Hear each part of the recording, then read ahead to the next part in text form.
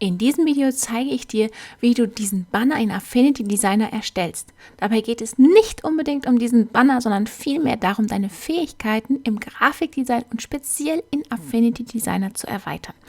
Gerade wenn du erst anfängst als Grafikdesigner, solltest du lernen, deine Programme richtig gut zu beherrschen. Da die Einstiegshürde bei Affinity Designer niedriger ist, das Programm kostet nur einmal Geld und nicht monatlich, habe ich mich bei den Anfänger-Tutorials für dieses Programm entschieden. In der Infobox verlinke ich dir außerdem unseren Kurs Erfolgreich als Grafikdesigner mit Affinity Designer. Dort findest du nicht nur eine komplette Einführung in jedes Panel des Programms, sondern auch eine Bibliothek mit über 60 Tutorials, in denen du das Gelernte anwenden kannst. Jetzt schauen wir uns aber erst einmal an, wie einfach es ist, in Affinity Designer einen Banner zu erstellen, die Form zu verändern und diesen mit verschiedenen Farben zu füllen. Viel Spaß dabei! Dafür gehen wir wie immer auf Datei Neu und erstellen uns ein Dokument. In diesem Fall soll das Dokument wieder mal 12 x 12 Inch haben. So ein Standardmaß ist immer ganz gut, wenn man das möglichst groß erstellt. Und 300 dpi haben. Alles andere lässt du beim alten, nur Transparent Background, also transparenter Hintergrund, das lässt du angestellt. Und dann können wir auch schon loslegen und gehen dazu auf Ansicht und Raster und Ausrichtung und erstellen unser Raster. Das ist immer ganz hilfreich, wenn wir die Größe eines Objekts erstellen wollen, dann ist das ganz praktisch. Ich mache jetzt hier mal die Unterteilung in 4 und habe dann ziemlich kleine Unterteilungen hier und das hilft mir beim Design.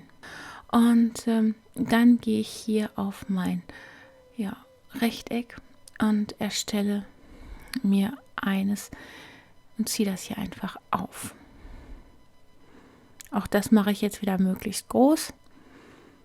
Und im nächsten Schritt sage ich, ich möchte das in Kurven umwandeln. Wenn ich jetzt auf A drücke, habe ich hier meine Kurven und kann das einfach so rein snappen lassen, wie du siehst. Und erstelle mir so schon mal meine Grundlage, was ich haben möchte, dieses Außen herum sozusagen von meinem Stripe. Ja, ich kann das natürlich jetzt auch mit Farben füllen, bleibt mir überlassen. Darum geht es jetzt auch erstmal gar nicht.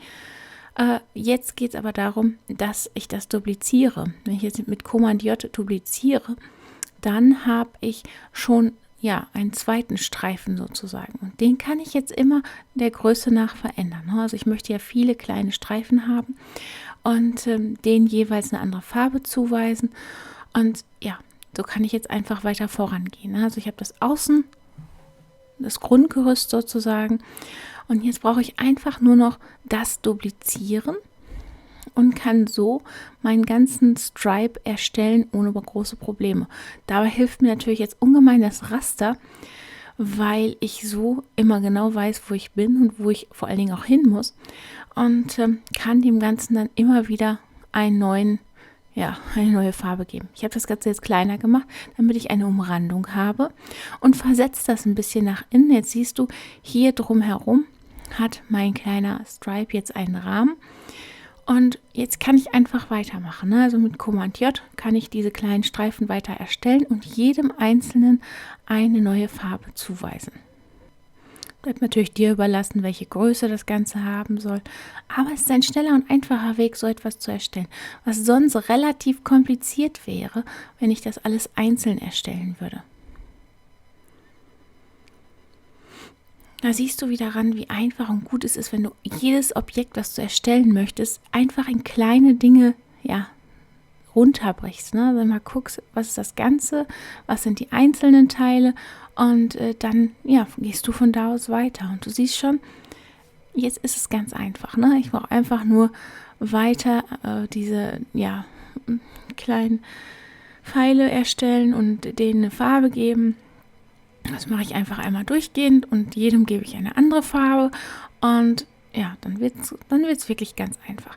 Jetzt habe ich alle Farben einmal durch, mache das Ganze als Gruppe und dupliziere das komplett. Das heißt, ich muss mir jetzt noch nicht mal mehr die Mühe machen, die einzelnen zu erstellen. Ich kann jetzt quasi in großen Schritten voranschreiten und das ist natürlich auch sehr praktisch.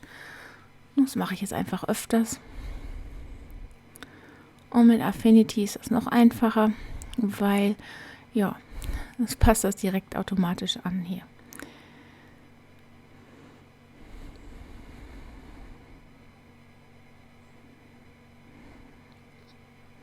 Habe ich nochmal den Außenbereich ein bisschen angepasst. Ja, und das war es auch eigentlich schon. Jetzt haben wir schon unseren Stripe erstellt. Ja, und wenn ich das mir jetzt mal so angucke, wunderbar, alles ganz easy und vor allen Dingen schnell erstellt.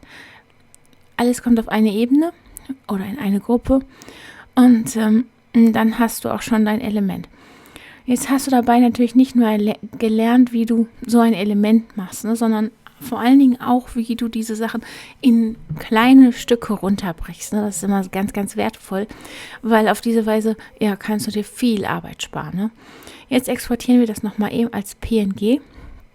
Wenn du das tust, dann schau immer genau, was du hier haben möchtest. Ob du das ganze Dokument oder nur die Auswahl oder einfach schauen, was du genau haben möchtest. Und dann exportierst du das Teil in dem Format, das du haben möchtest. Ja, und das war es doch eigentlich schon. Jetzt hast du dein Element, kannst dem einen Namen geben und hast es als PNG abgespeichert. Wichtig ist PNG, weil wir natürlich diesen transparenten Hintergrund haben möchten. Der ist ganz wichtig. Auf diese Weise können wir das Element noch auf ganz viele verschiedene Arten benutzen. Ich hole das jetzt noch mal einmal rein, damit du siehst, das Element ist einzeln. Das ist genau dasselbe wie das, was wir gerade exportiert haben. Und vor allen Dingen kann ich das beliebig oft natürlich benutzen und es hat einen transparenten Hintergrund.